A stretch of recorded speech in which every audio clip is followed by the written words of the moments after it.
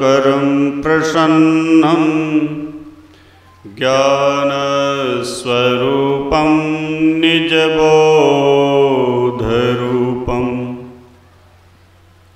योगीन्द्रियमीड्यं भवरोगवैद्यं श्रीमद्गुरुं नित्यमहं नमामि।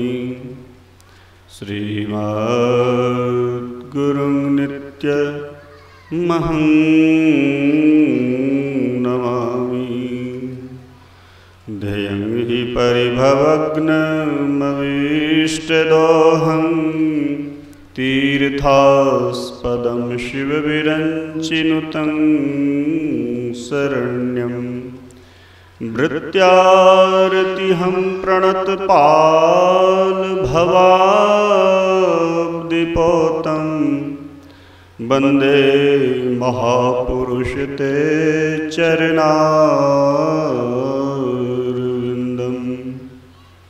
धन्य धन्य सद्गुरु सुखदा महिमा कही न जाए।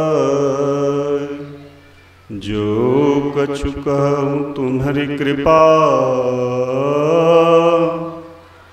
मोते कछु न बसाए।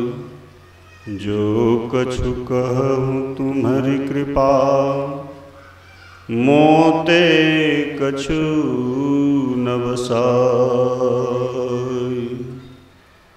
मंचस्थ साधुचरण सत्संग स्थल पर उपस्थित सदात्माओं, सज्जनों, माताओं तथा भक्तिमती धर्मशीला बहनों एवं इस ध्वनि विस्तारक यंत्र के माध्यम से यत्र तत्र सर्वत्र श्रवण कर रहे समस्त ग्रामवासियों सबों के अंतस्थल में सदा सर्वदा रमण करने वाले उस अनंत परमात्मा सदगुरु को सत सत नमन। अभी हम लोग विश्व विख्यात परम पावन ग्रंथ श्री रामचरितमानस से पाठ श्रवण किए।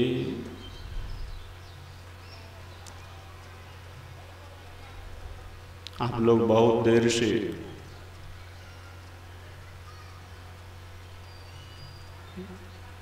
भगवान मर्यादा पुरुषोत्तम राघवेंद्र सरकार के उपदेश को विशेष रूप से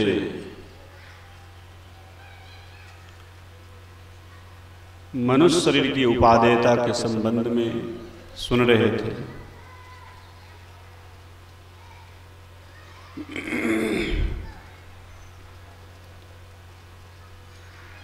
बड़े भाग मानुष तन पावा, सुर दुर्लभ सब ग्रंथ ही गावा।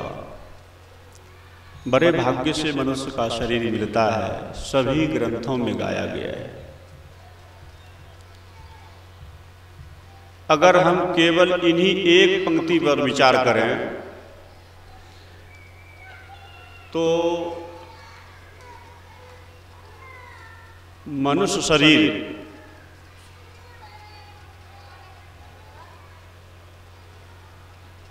की विशेषता सही मायने में ये गौण है। इस पंक्ति में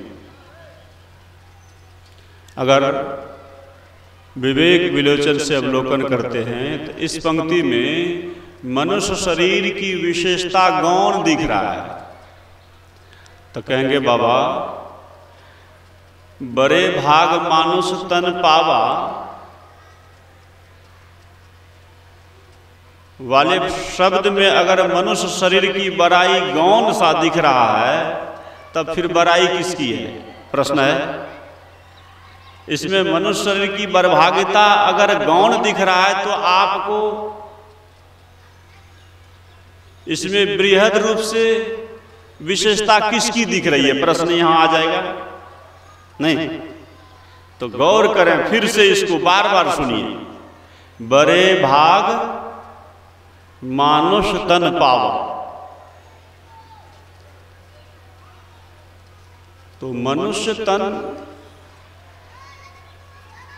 पावा किसने? जिसने पावा, पाने वाला बरभागी हुआ। अब तो समझ में आ रही होगी नहीं? व्यवहारिक दृष्टांत देते हैं, एग्जाम्पल। इसी पंक्ति में एक व्यवहारिक दृष्टांत देते हैं। बड़े भाग,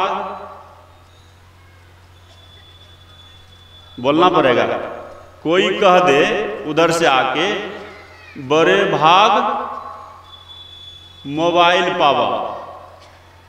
सुनिएगा, इस शब्द पर गौर कीजिएगा तो कैसा लग रहा है सुन के। तब इसमें प्रश्न उलझा हुआ है ना। जब कोई व्यक्ति आकर के बोलना शुरू कर दे आपके सामने, बड़े भाग मोबाइल पावा, तो तुरंत प्रश्न उलझ जाएगा कि भाई किसने पावा और सो मोबाइल कैसा पावा।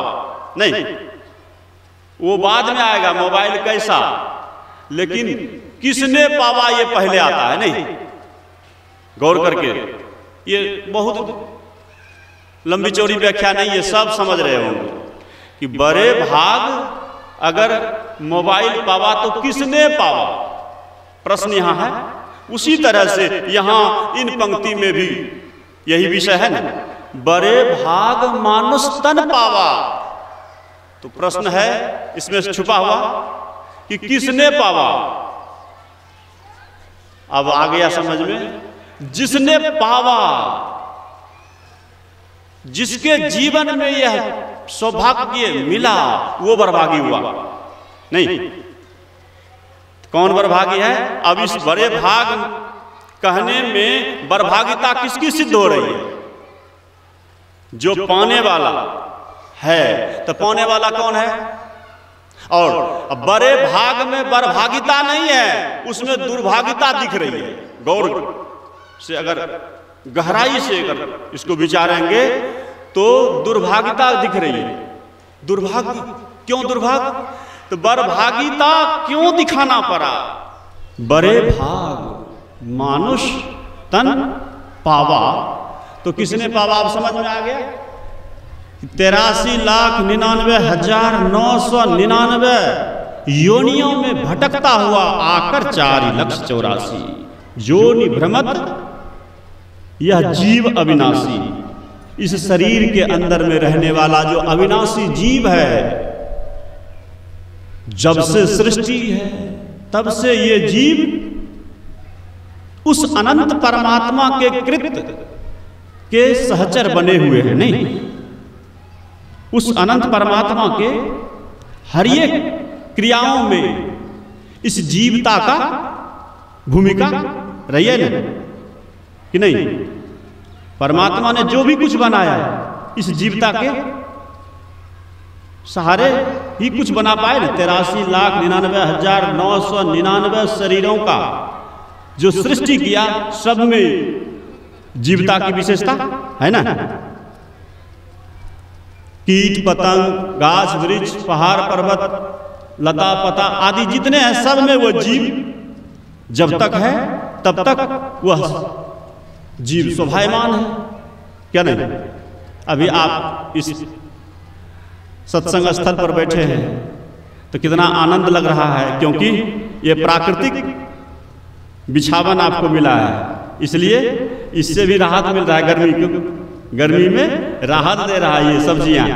तो बड़े भाग मानुष तन पावा, तो किसने पावा?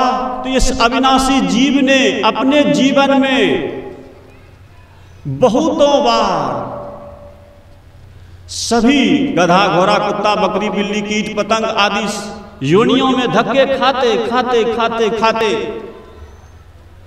इस मनुष्य शरीर का सौभाग्य प्राप्त किया।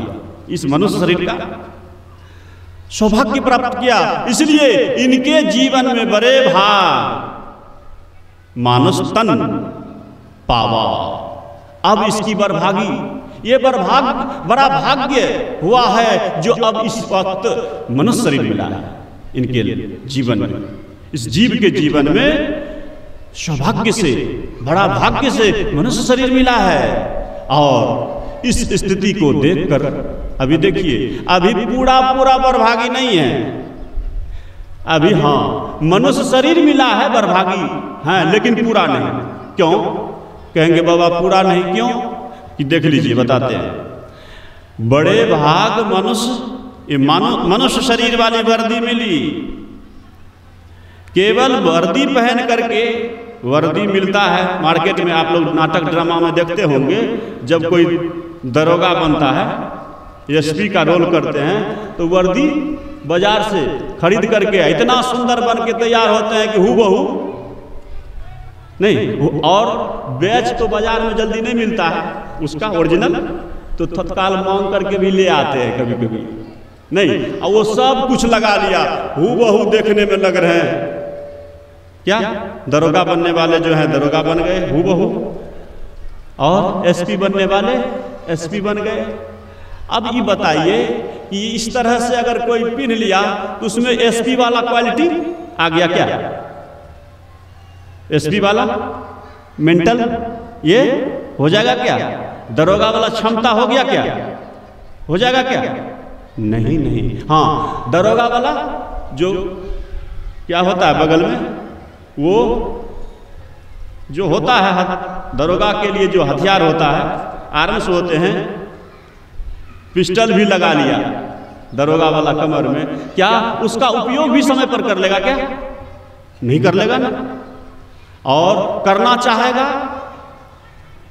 तो अच्छाई के बदले बुराई कर बैठेगा, लाभ के बदले हानि कर बैठेगा नहीं, क्योंकि उसने उसकी विधिवत कला, उसकी योग्यता प्राप्त नहीं की है। इसलिए तो कहते हैं बड़े भाग मानुष तन पावा, अभी मनुष्य का तन केवल मिला है।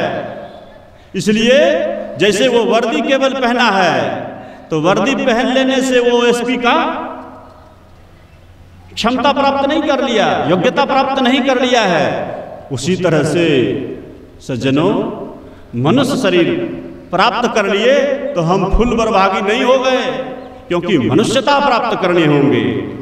और जब तक मनुष्यता प्राप्त नहीं करेंगे, मनुष्यता प्राप्त कहेंगे, मनुष्यता कहाँ जाकर के प्राप्त की जाती है? अभी मानुष तन मिला है, मनुष्यता प्राप्त करनी होती है फिर।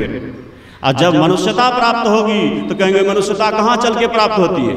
अगर मनुष्यता प्राप्त नहीं कहेंगे तो तुरंत उस परमात्मा ने, उस सृष्टिकर्ता ने तुरंत दूसरा मोहर लगाएगा।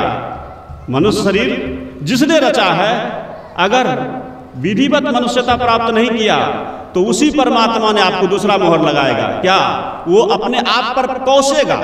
वो परमात्मा क्या कौशेंगे कि बैल गढ़ंता नर गढ़ा, चूका सिंह अरु पूछ, एक गुरु की भक्ति बिन दिगदारी दिगमूछ। वो परमात्मा भी अफसोस करने लग जाते हैं, वाह ये तो जा गड़बड़ कर दिया हमने। ये दाढ़ी मूछ के जगह पर हमें पूछ लगाना चाहिए, क्योंकि ये पशुवत स्वभाव से आज भी जी रहा है मनुष्य शरीर में रह करके। इसलिए कहेंगे कि बाबा अब किस कामों के कारण हमें ये मोहर लगेगा? किस कार्यों में मनुष्य लगा रहता है जो परमात्मा को अफसोस करना पड़ता है, और फिर उसको पछताना पड़ता है कि जहां पर पूछ लगाना चाहिए तो दाढ़ी मूछ लगा दिए। तो ये कबीर साहब की पंक्ति है, बैल गढ़ंता नर गढ़ा, चूका और सिंह और पूछ, एक गुरु की भक्ति बिन धिकदारी धिकमूछ। तो कहते हैं उसको कौशना ना पड़े। तब प्रश्न ये भी होगा कि किन किन कार्यों में जो इंसान लगा रह जाता है तो उसको परमात्मा को भी अपने आप पर कौशना पड़ता है। ईश्वर ने मनुष्य बना के भेजे थे, लेकिन पशुवत जीवन जिया तो इसको पशु वाला पूछ ही दे देना चाहिए था। तो कहते हैं वो मनुष्य पशुवत है। कौन पशुवत जीवन जीता है? खाना पीना सो जाना यह काम है पशु समाना जी, फिर मनुष्य देह क्यों धारी। इसलिए कहते हैं हरि भजन करो सुखकारी। खाना पीना सो जाना ये काम है पशु समाना जी, आहार निद्रा इसी को वेद। ये तो साई स्वामी जी महाराज के वचन है, आप लोग जानते हैं।